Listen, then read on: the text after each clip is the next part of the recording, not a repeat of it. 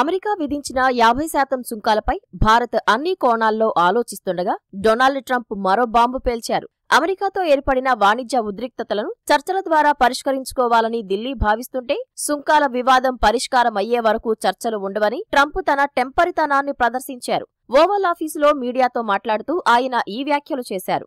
భారత్పై 50% సుంకాలు విధించిన తర్వాత వాణిజ్య చర్చలు వేగవంతమయ్యే అవకాశం ఉందా అని మీడియా అడిగిన ప్రశ్నకు లేదని ఆయన సమాధానమిచ్చారు.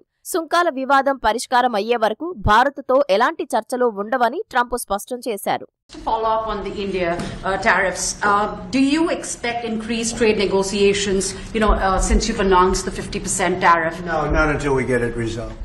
డొనాల్డ్ ట్రంప్ భారత్పై 25% ప్రతీకార సుంకాలు విధించగా అవి ఈ నెల 7వ తేదీ నుంచి అమల్లోకి వచ్చాయి. రష్యా నుంచి చమురు కొనుగోలు చేస్తున్నందుకు అదనంగా మరో 25% సుంకాలు పెంచుతూ ఎగ్జిక్యూటివ్ ఆర్డర్పై ట్రంప్ సంతకం చేశారు. ప్రపంచంలో ఏ దేశంపై లేని విధంగా భారత్పై ట్రంప్ 50% సుంకాలు విధించారు. అమెరికా నిర్ణయంపై భారత్ తీవ్రంగా స్పందించింది.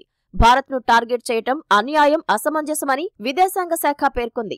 దేశ ప్రయోజనాలతో పాటు ఆర్థిక భద్రతకు అవసరమైన చర్యలు భారత్ తీసుకుంటుందని స్పష్టం చేసింది.